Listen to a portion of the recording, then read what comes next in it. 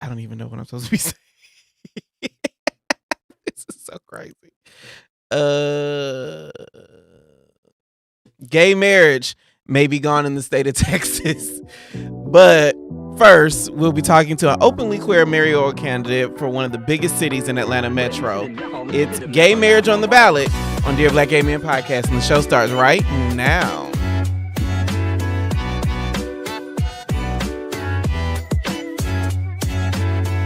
What up, though? I am Jay the Gentleman. That's at JAI the Gentleman on IG. It's Thursday, so it's time for a new episode of Dear Black Gay Men podcast. It's still our short, bullshit-free step out of our comfort zone to talk about all the emotional ups and downs along the journey to happiness. Hopefully, this is our midweek reminder of how dope it is to be black gay men and love black gay men. When I tell you today has been a doozy, for those who do not know, because no one does, I am under the weather. I am not feeling my best today, but I wanted to make sure that I got to sit in the chair and have a conversation with y'all because that is what matters the most.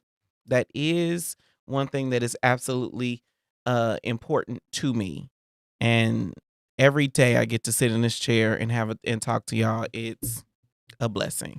But today was a difficult one, to say the least. If you're watching the replay of this and you want to skip to the main story, the timestamps and the chapters are in the description. The great state of Texas, where I am from, my home state. I was gonna say alma mater, as if that it's where I went to school. It is where I went to school. But great state of Texas had some groundbreaking news today. It says reporting confirms same-sex marriage is still legal in Texas as it is nationwide due to the 2015 Supreme Court ruling Obergefell v. Hodges and the Federal Respect for Marriage Act of 2022. But judges can now refuse based on sincerely held religious beliefs without cause. And this is without violating the rules of judicial impartiality. And so I am curious what this means for us in black queer culture. I know that years ago when I started activism and being like gay for important causes, I was invited to this dinner one time. Y'all go with me here because I'm going somewhere. But I was invited to this dinner put on by this organization that I will not name because they have absolutely given me money before. But I was invited to this dinner. They have, local chapters across the country, and this was put on by the big donors, the people who give a lot of money to this organization in Dallas, where I'm from. And one of the people that lead the organization, I won't call her name, but white woman, lesbian, she pulled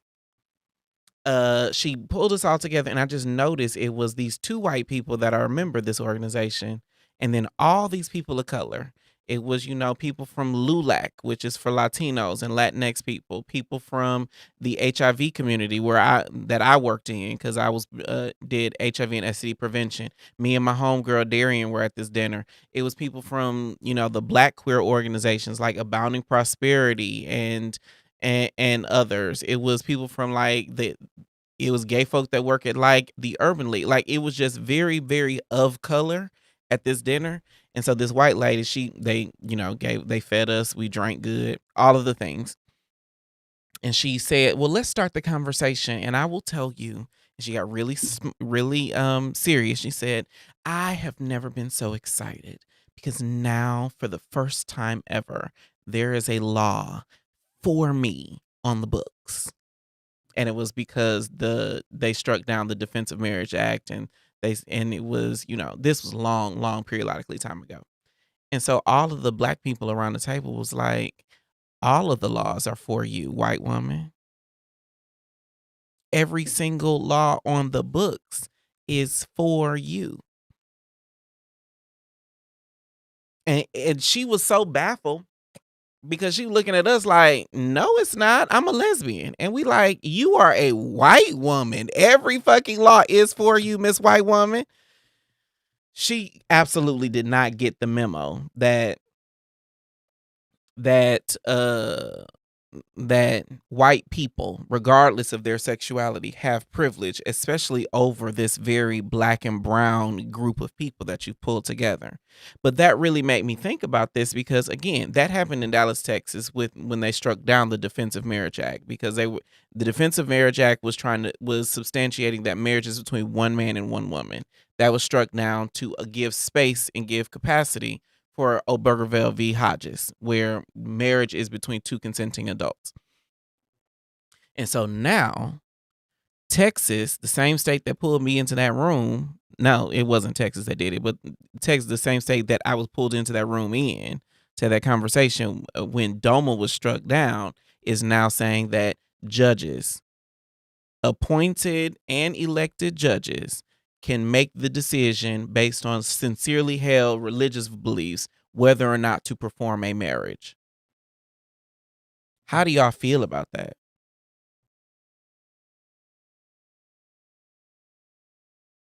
Panther says, feel better, Jay. Something's going around. Something is going around. Mine is not going around. Mine is definitely, I know exactly what it is and I know exactly where it came from. But I will tell you that Uncle Jay is a little under the weather on today.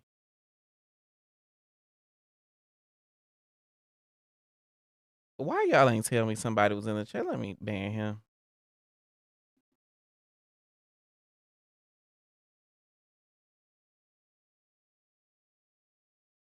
Okay. We had some troll in the chat. But Panther says, I'm driving home, so be delayed in responding since Winter said I should not chat and drive. You should absolutely not chat and drive. You can put us on the headphones, but do not be chat and drive. Rolando says, I feel like they can kiss my dick. The reason why this is so interesting to me is because I did a little experimentation of my own, and I was very curious about this topic. Just FYI for all those who are en route and all the things, today's show may be very short because Uncle Jay is just a little under the weather. But I did a little experimentation about this. And I know that while ago, gay marriage was a huge deal for queer folks.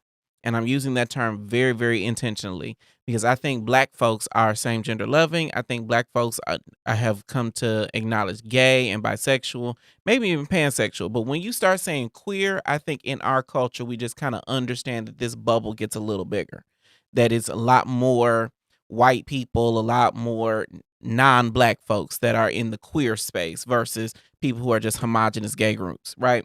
But when I started talking to queer folk, I asked 20 black gay voters about this question to get their vibe and see and the answers fell into three basic categories.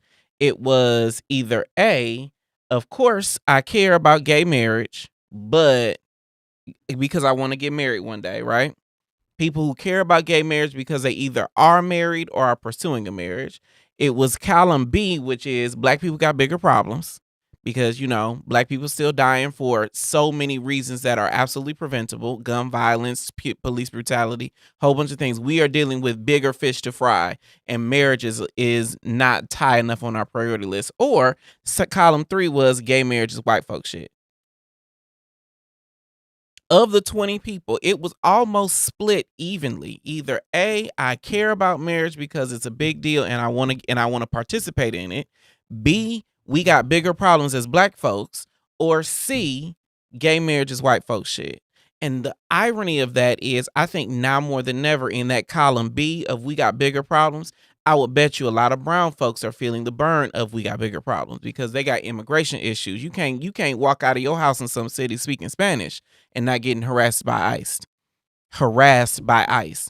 And so, like, the irony is, I do feel like white people have the space and capacity as a society, as a culture, to deal with things like gay marriage because we are trying to fight. We are fighting for our lives. The more melanated you get. Am I the drama? Am I off base here? Help me understand, teammates.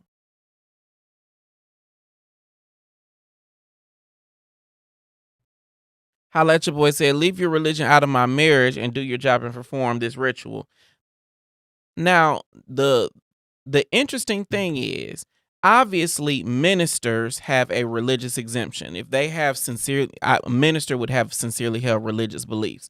But A judge is supposed to be impartial, so they say in the other 49 states. And now that Texas has said this, they're going to start taking this one decision all across the country, saying that judges can now say whether or not they want to perform a wedding or a marriage ceremony for a couple based on whatever the fuck, right?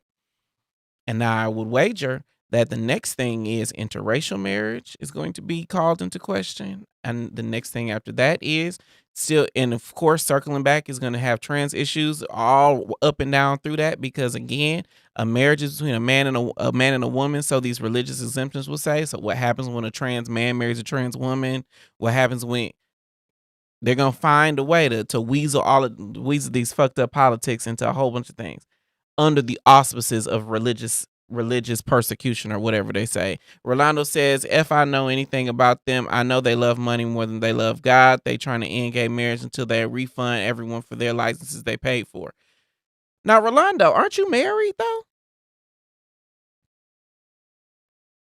Because another aspect of this is, I know that black people, when it comes to filing the paperwork, black people have been sidestepping the system since the beginning of time. Black people have been adopting kids without adopting kids. Such and such is getting raised by Big Mama and them. Such and such is being raised by their auntie or their uncle. Black people have been figuring out a way to maintain family, regardless of what the law said. I hate to say it, but that does date back to the period of enslavement. So when somebody's taking care of somebody's kids because mom and daddy got sold off to a different plantation somewhere, and so next thing you know, I'm being raised by my cousin because no one else is here to take care of these kids.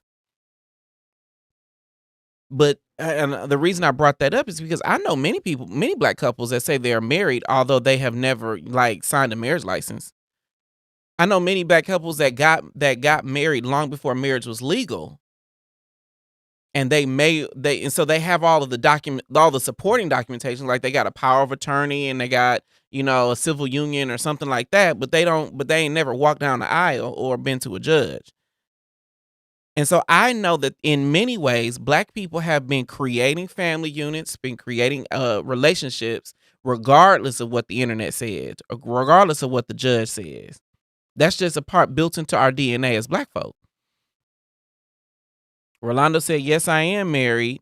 And I think he was co-signing on what I just said. This J926 says, this is why religion needs to stay out of politics. Two consenting adults choosing to get married shouldn't be anyone else's business. The funny thing about that, two consenting adults, I know many white folk that still on these what is it in the cults, marrying underage folk, trying to get that under the right and trying to get that cleared and all the things.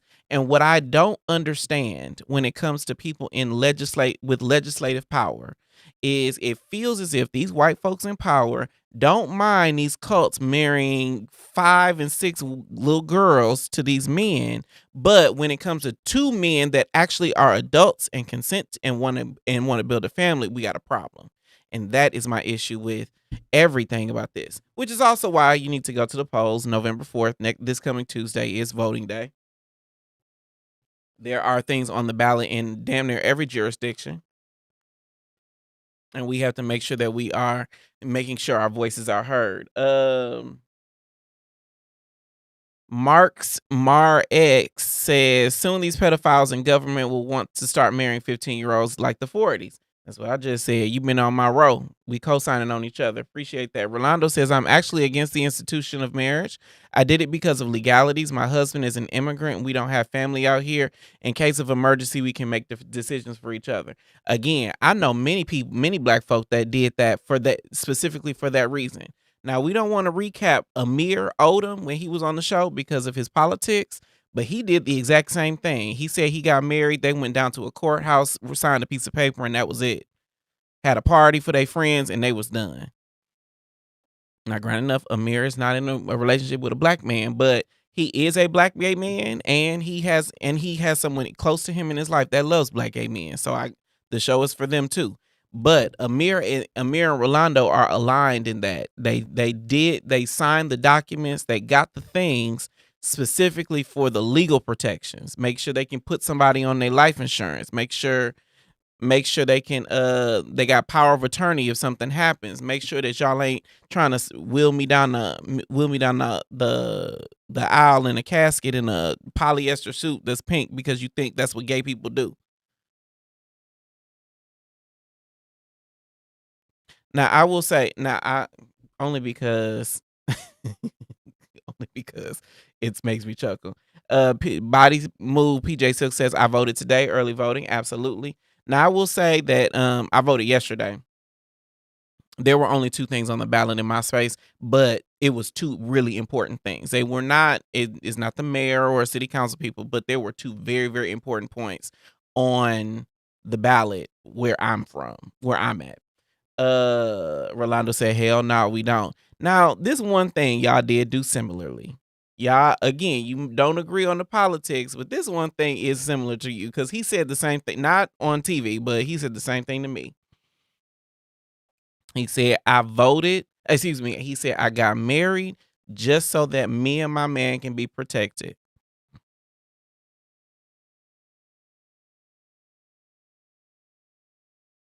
W Wicked Fresh Media Group said, "Amen. I voted today too." I'm so glad that the dear black J926 says I'm voting next week. One thing about voting, as I'm jumping around on topics, forgive my ADHD, but one thing about voting is no matter where you work, no matter what you do, they got to give you time off to go vote.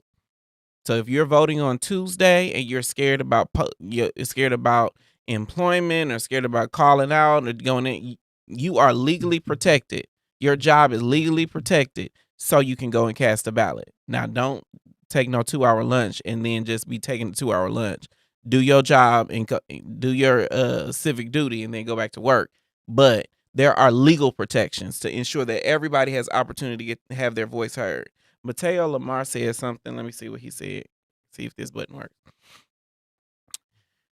Mateo Lamar said legal protections were one of the main reasons that my husband and I got married. I have a very supportive family, but I wanted to make sure that it would never be an issue in case anything changed. Now, I will tell you one story about me. Someone very close to me had a partner pass away.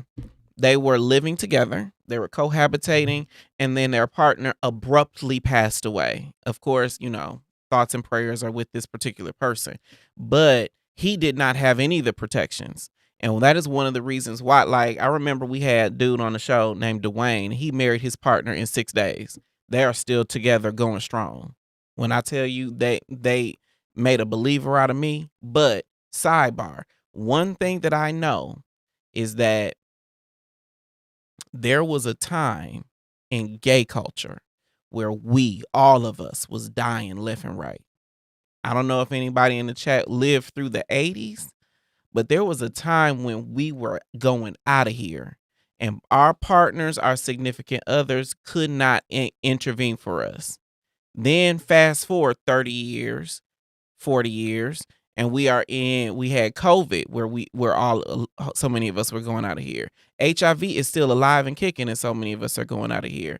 We had monkeypox with that. There were so many pandemic level issues that disproportionately impacted disproportionately impacted black folks and gay folks. And to that end, I would say if you need to go sign that piece of paper with a judge that gets it, you need to do you. I get we all want to, be in love and make the things, but the unfortunate truth is so many of us end up in these situations where we are with these high ass dating requirements, with these high ass relationship requirements, with these unreasonable ass uh uh partner requirements, and we end up alone when love was knocking on the door 2 weeks ago, 2 months ago, 2 years ago, 2 decades ago, and we missed it. And then we end up in these situations where we are indigent, where we are unhealthy, and we ain't got nobody to take care of us. I really want us to, the older I get, since I crossed that 40 threshold, my mortality is front and center. And while I love to be able to, fall in love and have this beautiful wedding and all the things. The fact of the matter is the girls be going up out of here. And, not to get all churchy, but no man knows the hour or the day. And I would hate for us to be, considering love or considering dating and all the things, and the worst happens. So as much as I talk about like marriages it being called into question in Texas, as much as I talk about, dating criteria, I'm gonna talk about that in a second. As much as I talk about dating criteria and all of that, the truth is, who do I want next to me when shit goes wrong? That is the only thing I'm thinking about. Who can I trust to be by my side when shit ain't right? That is the simple truth of the matter. And if I can trust you and I feel comfortable enough that you can trust me, then yeah, that is a second I'll be down on one knee. And not a moment past it. That is my litmus test. That is where I go, what my guiding light when I think about who I'm in love with and what I want to do. Can I trust you to be next to me when shit ain't going right? And if I can, and I think you can trust me, I'm going down on the knee. And I don't give a damn what you niggas say about it. That's what the girls be saying in the comments. They be like, and I don't give a damn. And I said what I said. And I'm like, girl, ain't nobody arguing with you. Okay. But to recap, I asked 20 Black gay voters this question to get their vibe, and their answers fell into 3 basic categories. A was, of course, I care about marriage because I want to get married one day, or I am married. B, column B was Black people have bigger problems. And C, gay marriage is some white folk shit. And so my question to everybody is, do Black people care about gay marriage? Y'all let me know in the comments because we are about to take a break. And also, y'all know, if you have an opinion about the topic, you can join me by going to livestream.dearblackgayman.com. The link is pinned in the description. After the break, I'll be breaking down what I found are the markers that it's a good time to start dating, and we will be right back. What up, though? I am Jay the Gentleman, and I host all the craziness that happens right here in the back room. As far as I know, we are the only queer-led podcast that has its own studio in Atlanta. We party in the back room. We have a Kiki in the back room. Get that gooch licked on or something. Like, figure it out. We have a cocktail in the back room. Oh, that's really good. That's what she said. And we grow in the back room.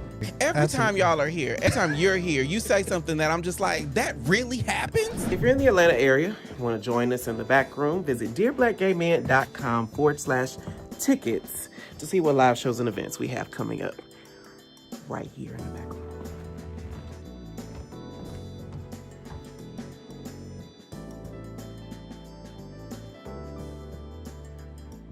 What is stigma? I truly believe that it comes up when you think something can't happen to you.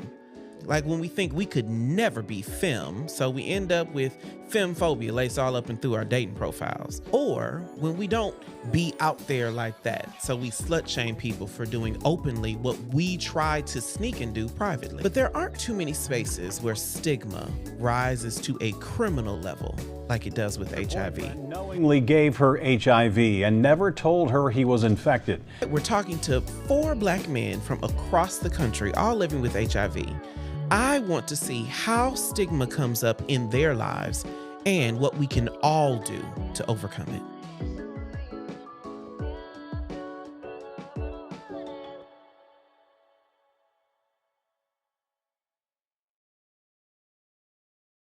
I've been in the gym so I could do 2 things. It's 1, thirst trap on the internet, and look good for my man when I find one. And that's why I'm excited that support for Dear Black Gay Men comes from Twillery. Black men, whether you're in the gym, like me, or blessed with good genetics, like me, carry our weight in a couple key spots that can make suits and slacks hard to fit and uncomfortable to wear without either having to size up or break the bank in tailoring. But Twillery answers the fit problem with their performance fabrics. It's the right fit for the tailored look and just enough stretch for comfort and breathability. I'm wearing right now the solid performance polo that hugs my chest and arms while tapering just enough at the waist to show off the good parts. Twillery carries suiting, polos, button-ups, and everything to impress at the job or knock someone's socks off on a date. And you can shop for the perfect fit right now at Twillery.com, and we've got a special offer for the DBGM family. Take $18 off your first order by using code M300J. That's Twillery.com, and we thank them for supporting our channel.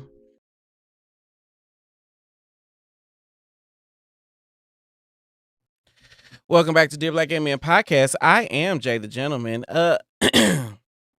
I will tell you that it is time for church announcements. Hit it.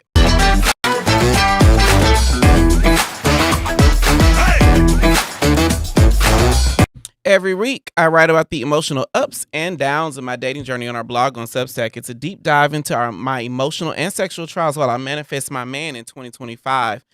This one is called How I'm Supporting My Boyfriend's Journey to Becoming a Non-Monogamous Slut. So hear me out. Go with me here. One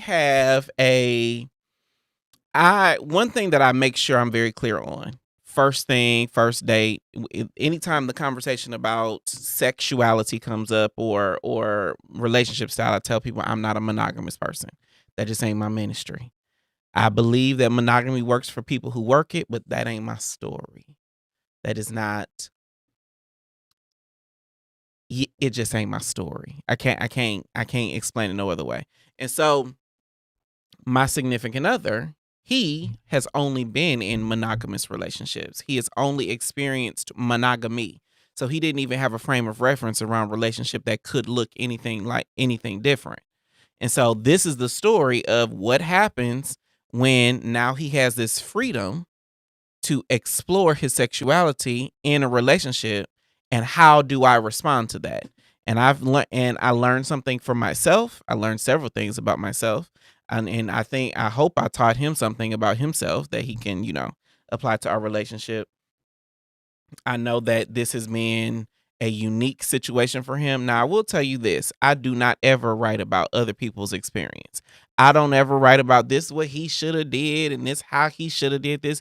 I write about me from my experience and the lessons that I learned. So if you clicking on it trying to figure out what he did and who he did it with, you're never going to see that from me. Just FYI.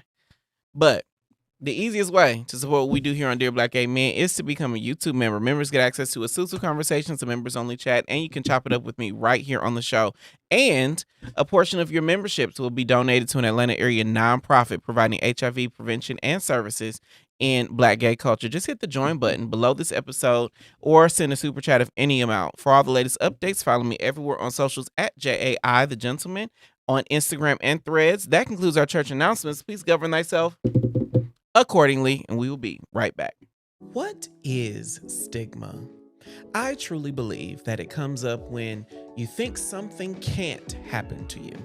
Like when we think we could never be femme, so we end up with femmephobia laced all up and through our dating profiles. Or when we don't be out there like that, so we slut shame people for doing openly what we try to sneak and do privately. But there aren't too many spaces where stigma rises to a criminal level like it does with HIV. Knowingly gave her HIV and never told her he was infected. We're talking to 4 Black men from across the country, all living with HIV.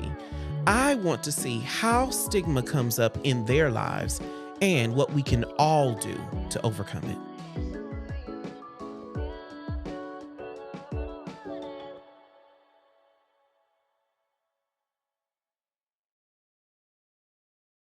I've been in the gym so I could do 2 things. It's 1, thirst trap on the internet, and look good for my man when I find one. And that's why I'm excited that support for Dear Black Gay Men comes from Twillery. Black men, whether you're in the gym, like me, or blessed with good genetics, like me, carry our weight in a couple key spots that can make suits and slacks hard to fit and uncomfortable to wear without either having to size up or break the bank in tailoring. But Twillery answers the fit problem with their performance fabric. I just realized y'all saw that already. My bad. Shout out to Cortez, who just became a member. Yay! All right. What are good men looking for in this cuffing season? I will be talking about my interview with Michael Dixon, who is running for East Point mayor, a little later in the show. But this is something that came up in several conversations just as recently. What are good men looking for this cuffing season? The short answer is love. The longer answer is much more complicated. I've learned in all these conversations and interviews with eligible bachelors, men in relationships, and married men like Rolando, that when you look past the stuff that catches our eye initially, most of us are looking for three basic things in a mate. But most of us are also messing these things up in some very specific ways. Number one, a good man is looking for self-sufficiency. It's not just a crib, a car, and a job. Every self-respecting man is asking himself, what do you have that I can complement? Now, most of us mess this up when we think hyper independence is the way to go because we think it's strength that we don't need nothing from nobody. But let me tell you this is, if you don't need a good man for something, then you won't have a good man for anything. Number two, self-confidence. The loud girls are the ones that are always reading somebody, may look confident on the outside, but a real man is looking for your integrity. When you say something, can you stand 10 toes down and mean that shit? Now, we mess this up because we don't think anybody notices all the little lies we tell ourselves because we don't notice all the little lies we tell ourselves. Like, if you say you're going to that event, do you actually go? Or if you say you're going to hit the gym, did the gym ever get hit? Then number three is self-awareness. When you date a man, they will see you in ways that you will never see yourself and show you things about yourself that may be hard to accept.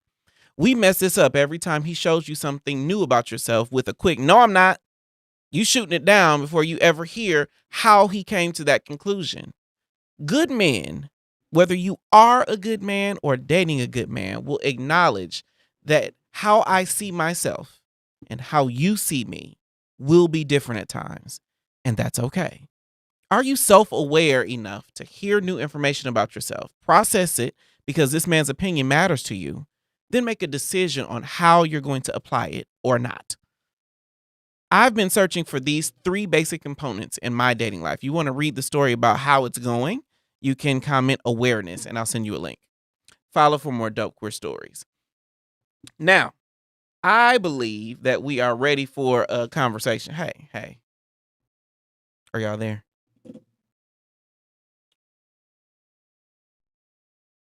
Some of my buttons ain't working. This is crazy. Okay. Thank you, Winter Menace. Winter Menace is here. Winter Menace is here. Hey, Winter Menace. Don't start that monogamy bashing. I will tell you that most people will tell me that they want monogamy even though they really don't. I'm going to get to Michael Dixon in a second. Most people tell me they want monogamy even though they really don't. Hear me good when I say this. What I've learned is that when you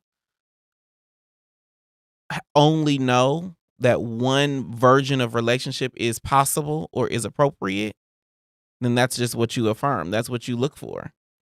And a lot of people want to experience a whole bunch of things that could be qualified as open, even though they will not acknowledge that they want open relationship. Like, I know many people who say they are monogamous, but they want to be in a threesome with their man. I know many people who want monogamy, but they want to see their man fuck somebody or get fucked by somebody else. I know many people who want monogamy but they want to go to the bathhouse every once in a while or a sex party.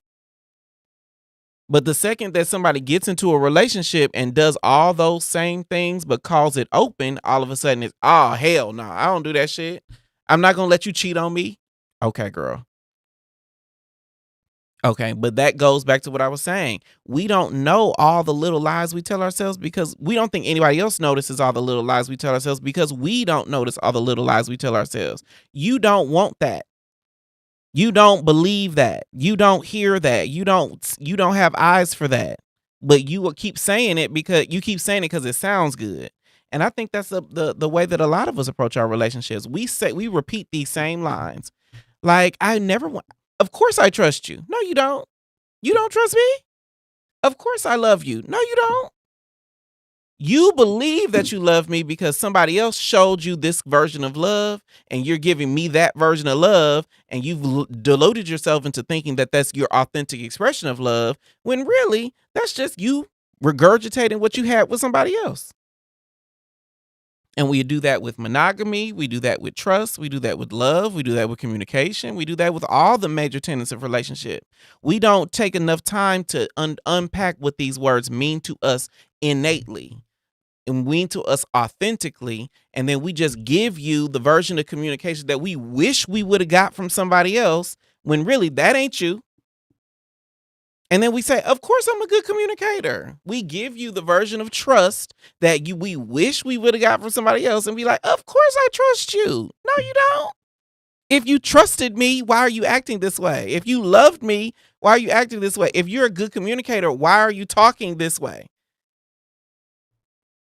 And I really do think a lot of our relationships are built on what we either had in a previous relationship or what we wish we had in a previous relationship, and they don't give enough space to what and who is actually in front of us.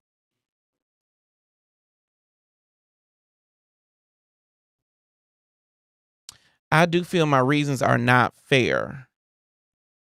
I might be missing some context. That Dr. Omar 4 Degrees says, been open for 11 years, it's not for everyone. Now I will say, if relationship in general, if you do it right, but especially a non-monogamous situation, if you do it right, it will poke at all of your insecurities for the intention of healing all of your insecurities. The second that you start venturing down that open relationship route, you will figure out all the things that you have unhealed. You will see them left and right, front and center. Now, whether or not you actually do the work of healing them, that's your business. Lamage the God says, I'm starting to think that I'm okay with non-monogamy, but I do feel my reasons are not fair. Is it because you want to do a DP, or you just want a whole bunch of dick or ass or a whole lot of sex? Because I will tell you the other thing: if you trying to have an open relationship just because you want a whole lot of sex, you don't want a relationship at all. Like, if you think open relationship just equals more sex, then you are missing the whole point. Yes, sex is a byproduct. Yes, sex is an output, but sex is not the outcome of open relationship. And if that's all you can see, then you might not be ready for a relationship, let alone an open one. J926 says they say they want monogamy because it's the social norm to be in one, and they don't want to be judged. Deep down, they want a sexual companionship while having their options open. Ooh, the options open is what gets me. Like, I can be in an open relationship and be absolutely sexually fulfilled with you. Inside the confines of this relationship, the sex that we have, the sex life we have works. It matters. It stimulates me. It fulfills me. But that don't mean that's the extent of what I want. I'm a lot more dynamic person than what you get to experience.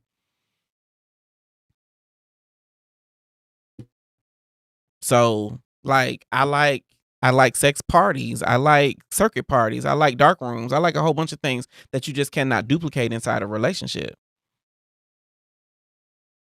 I like being able to talk about my interests, even if I don't act on them. I like the security in knowing that, yes, I love you, but I can also be attracted to other men. And I like the ability to be able to share those sentiments with my partner. And in monogamy, I just feel like people want a whole bunch of red tape. People in monogamous relationships that I have been in don't want me talking about the fact that I'm attracted to somebody else. They don't want me talking about the fact that somebody made my dick hard that's not you. They don't want me to talk about the fact that I got a sexual interest that may or may not include you. And those three things are insecurity just wrapped up in different pants.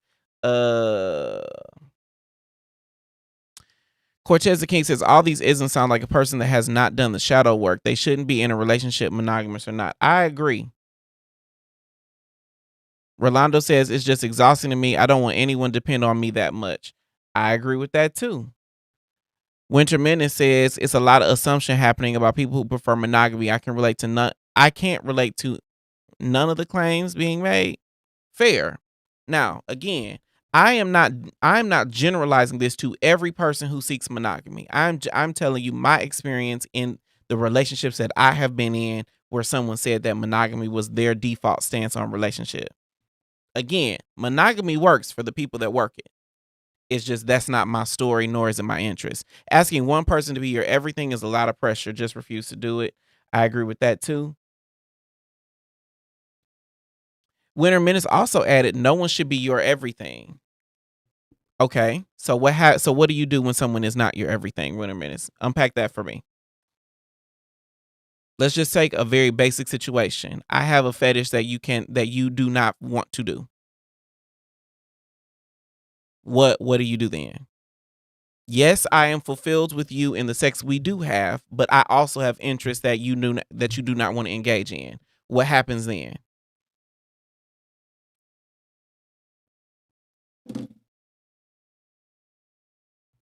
Rolando says, sex ain't it. That's not the point at all. I agree. Tuscan Wonder says, I want to hear the older guys or trade who never settled down. 50 plus, did they find long-term relationship despite non-monogamy? Older guys or trade who never settled down.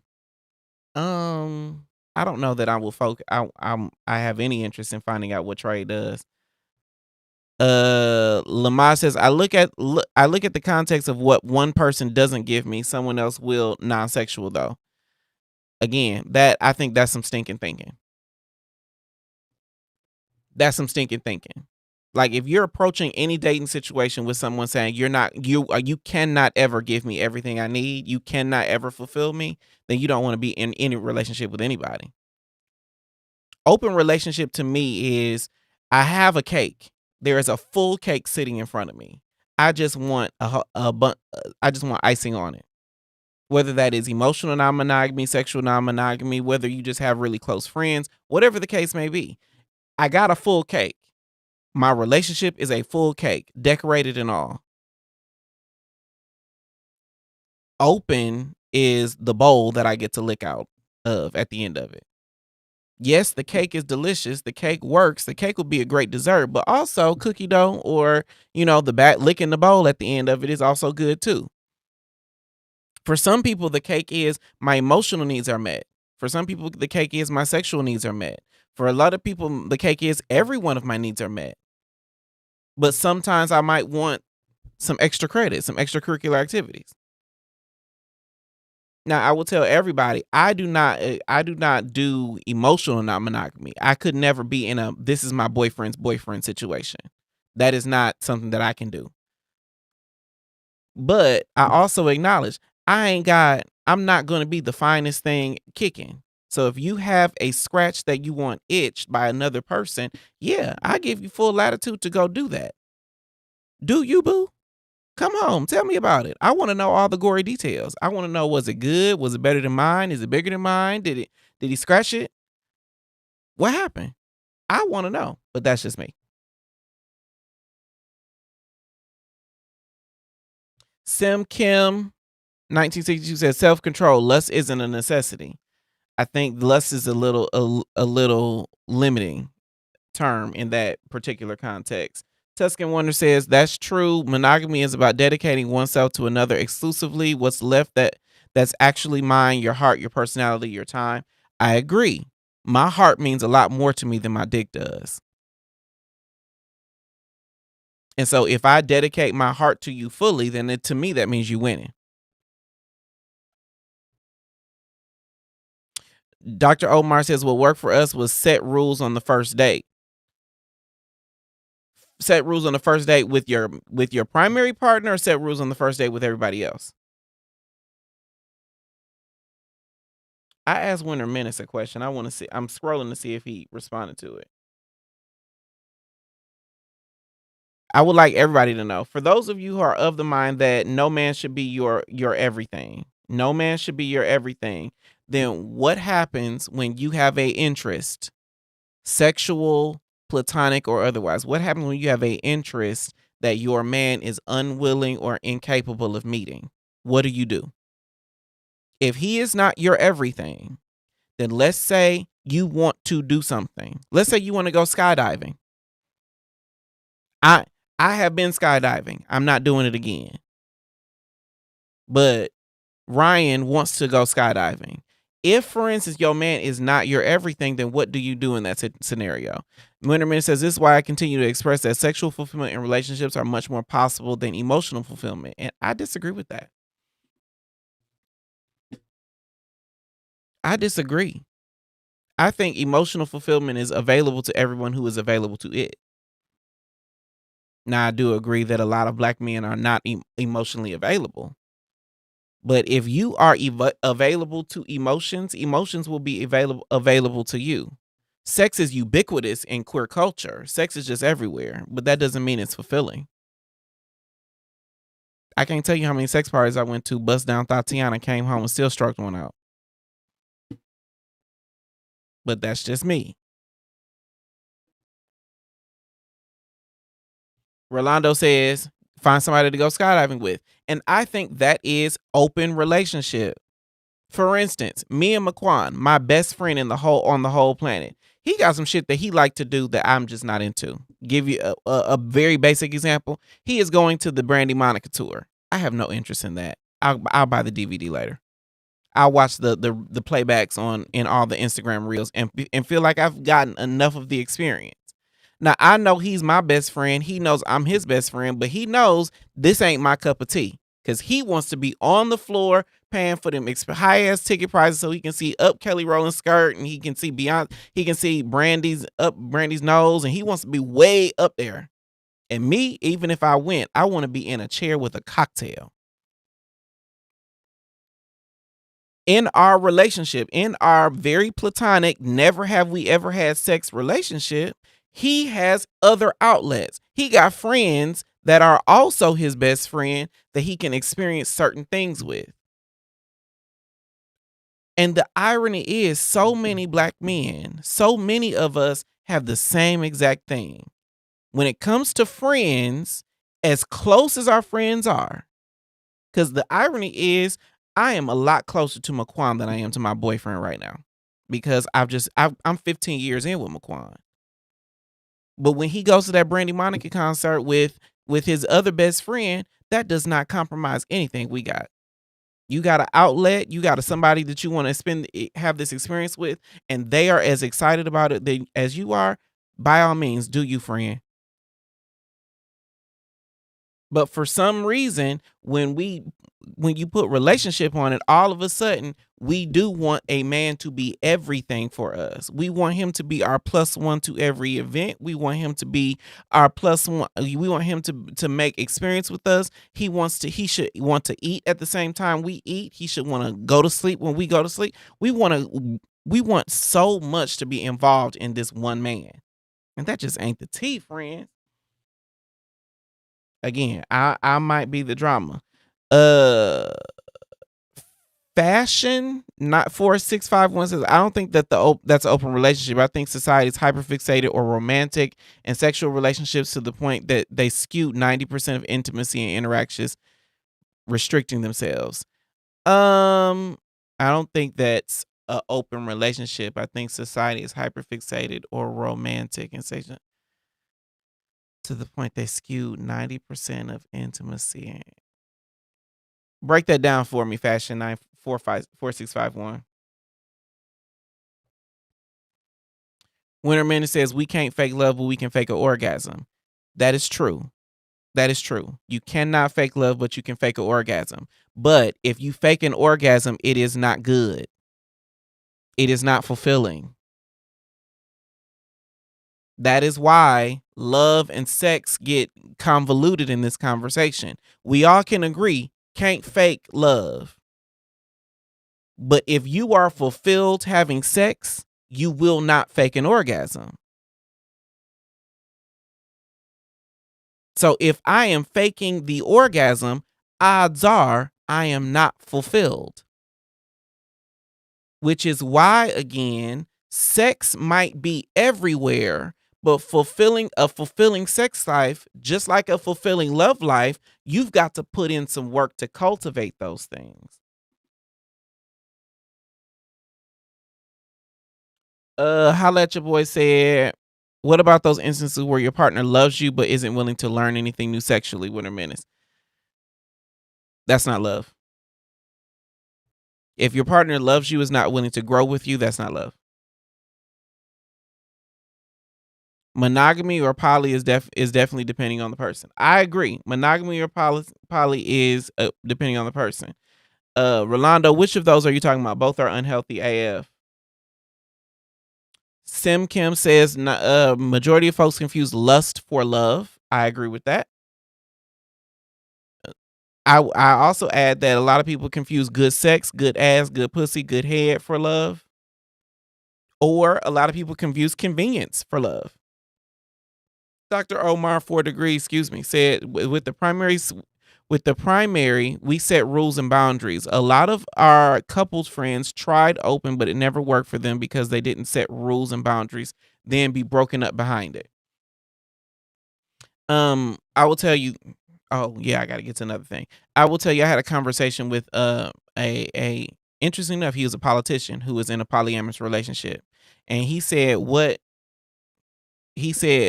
better than an expectation? An agreement. And so for me, I don't tend to use boundaries, just the language boundaries. I use agreements. What did we agree to? Yeah, we can agree to this is where the boundary is, but the agreement is just a word. It's a semantical argument, full disclosure, but it's just a word I latch on to. You say this is what relationship means to you. I say this is what relationship means to me. We put those things together and we figure out what relationship means to us, and now we agree to uphold that. The agreement is what governs our behavior, what governs our actions day to day. I was talking about faking love or orgasms. Neither is a good thing. Correct. You cannot be fulfilled if you are faking either.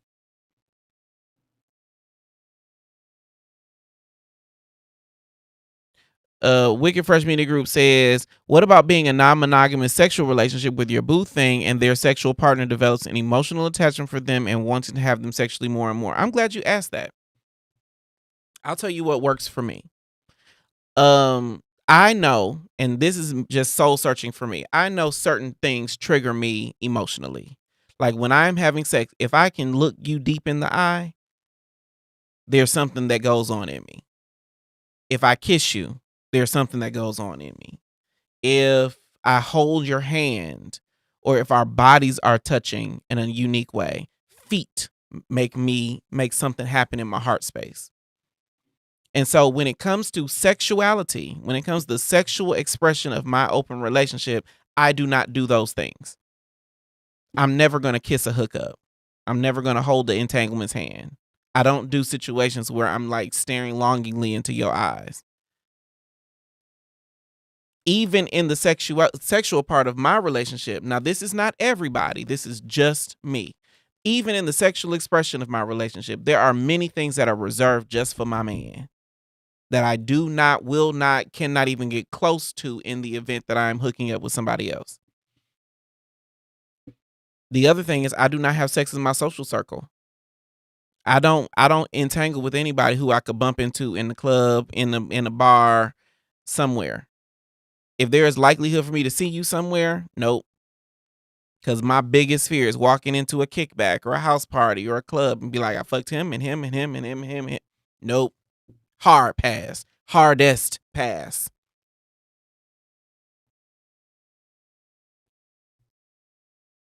But let's get back to this. So I will tell you that. Oh, I'm all discombobulated. Michael Dixon transition. This is a hard transition. Got to take a hard right turn. Michael Dixon is running to be the first openly queer mayor of East Point, Georgia. For those who don't know, East Point is close to the airport. Like when I tell y'all, you get off the plane in Hartsfield Jackson and it smells like Fleet and Poppers. East Point is over in that area. The airport is not in East Point. The airport is in College Park, but it is one of the biggest cities in Southwest Atlanta. Michael came here to the back room as we prepare for Election Day on this coming Tuesday, November 4th. We're going to be reacting to a part of the conversation I had him. Check this out. Would you say are the opportunities for East Point?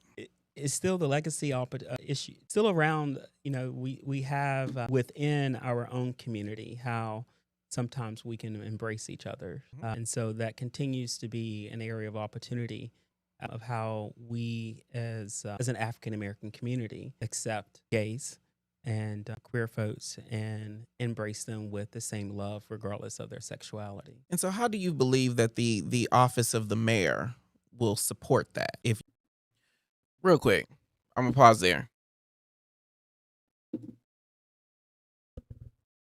What am I looking for? I'm gonna pause there. How many of y'all know who the mayor is in your city? Like, you know his or her name, you know how to get in touch with them if, for instance, something came up. How many of y'all know who the mayor is in your city? Let me know in the chat.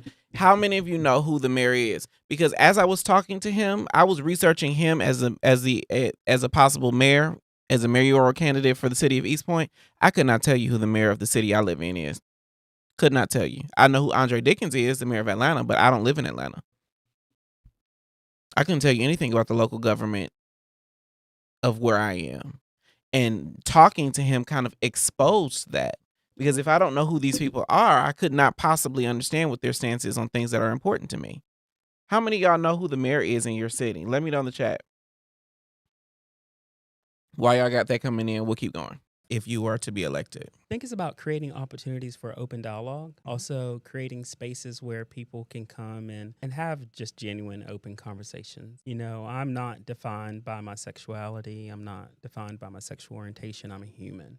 And so how do we really create spaces where humans can continue to connect and move beyond those dated thoughts or perspectives or ideas that are not truly true? But to what end? Because I mean, as a podcaster, you can imagine that I'm always about having a dialogue about something. But even I, like in this conversation or every conversation we do on the podcast, I'm constantly assessing, well, to what end? What are we talking about this for? What is the purpose at the end of it? What would you say that the purpose of having these open dialogue conversations would be when you've got a city to run? It's really around understanding or creating a space for everyone to be reminded that regardless of who you are, you're human. And there is some level of respect, understanding. Okay. One thing that I can't stand about politicians that I'm glad that Michael did not do is I can't stand it when they just don't answer questions. Now, he was he was very calculated in his responses. But one thing that I cannot stand is I'm talking to a politician, they talk all around the point and they giving me the answer that I'm so glad it didn't have to happen that way. But my conversation with Michael Dixon, this was important because the chat, the supporters, the thousands of subscribers that we have on this channel made this particular interview possible. The fact that he agreed to come from East Point, Georgia, here to the back room to have a conversation with Black gay people about Black gay topics is meaningful. It will be like, you know, appearing in Out magazine or appearing in a GLAAD publication. This is a big deal. Now, he happens to be a queer person, and I'm excited to see him on the ballot. But remember that it is not just people running. People got to get elected. And so for that reason, I want everybody to make sure that you have a voting plan. I don't know if early voting continues in your area. I know early voting does happen tomorrow, and then election day is Tuesday, November 4th. There are always going to be issues on the ballot. And so every time there is a ballot, you got to get out to the polls. That's what my granddaddy would say. You got to get out to the poll. Make sure that you are having your voice heard. And I can't wait to see if Michael Dixon won in East Point. We'll be right back. What up, y'all? I need your help. There's this new feature on YouTube that can help us grow as a channel. It's called Hype. It's free. I've seen it work on small channels just like ours, but it only works if we all do it. Antonio Speaks is a channel that I follow. He started at 20K subscribers when I hit the subscribe button, and I've seen him get 1,000 new subs in a day. Hundreds of thousands of new viewers. In YouTube, right next to the like and share, there's this new button called Hype. The more a video gets hyped, the higher it will rank on YouTube. The higher we rank, The more people get to see our content, the faster Dear Black Gay Men continues to grow. Like this video right now. When you see Dear Black Gay Men content on YouTube, even if you've watched it already or attended the live, like the video, drop a comment, and click the hype button. I appreciate y'all more than I can express. Let's get to 20. We ain't never had a conversation this good. Start fighting and it's over nothing. Like, why? Nothing was off limits. What do you look for? Top thing, first thing. First thing. You Honestly. scrolling on the apps and you like, how has HIV impacted your daily life? Then it got a little petty. Worked the same way that the negative hole worked. When I said, Celebrating National Black HIV/AIDS Awareness Day. It's the HIV Talk on Dear Black Gay Men Podcast. Welcome back to Dear Black Gay Men Podcast. I am Jay the Gentleman. I will tell y'all again, for those who do not know, Uncle Jay is a little under the weather. And so I'm surprised that I was able to last this whole show, but it is time to comment on comments. It is time to comment on comments. Hit it.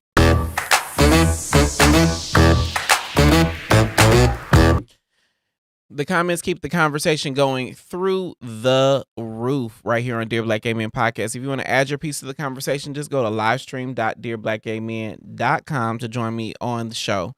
I want to talk about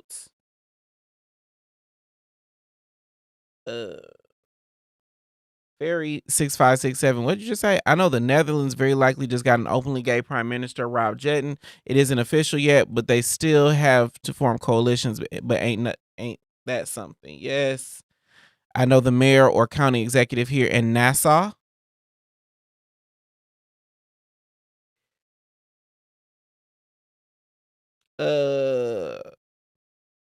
Excuse me. A lot of the messages were about how politicians are notorious for being question dodgers. This comment, I have recently started challenging myself to do things alone. I don't want to miss out due to wanting someone to go with me, but just know if it's something I don't want to do, I won't go. Now, one thing I will say, the reason why I wanted to double tap on this particular comment is I think a lot of us do not have the confidence to do things by ourselves. Like, for me, this is my story. I only got so much confidence to spread around. Like, I remember when I went to Liberation, it was my first circuit party in Atlanta, right? This is the circuit party put on by Juan and G. I was wearing a singlet that had all these cutouts. I only got so much confidence at my bigger age. Like, I can either be confident with what I have on, but I got an army of people with me, or I can be confident with by myself and wear something a little more conservative. For me, my confidence is finite, friends. My confidence is limited. And I fully acknowledge I'm self-aware enough to acknowledge that. And so in my experience, people who have to go out with a whole bunch of people, or people who can only be out, usually that means that they are pushing the buck with something else. They be out with a full beat on and lipstick and makeup, but then they got their homegirls with them. Or they are out blending into the crowd by themselves. That is my experience with me and how I observe other people. But I only got so much confidence that I just wiped out some of my makeup. I only got so much confidence to spread around. But that's just me. Okay, teammates. This has been a good show. This has been a good week of content. I will say that we have a full week of content coming next week. We'll have a show on Monday. We're taking Tuesday off for Election Day, so make sure you are casting your vote and making your voice heard. Then we will be back here with Wednesday and Thursday with new shows right here on Dear Black Gay Men Podcast. That was our show. We are live every day at 9 p.m. Eastern right here on YouTube. For more exclusive content, you can join me on Substack at dearblackgaymen.substack.com. The link is in the description. I appreciate everybody way more than I can ever express. This has been our show. I am Jay the Gentleman, and I will see you next time. Bye.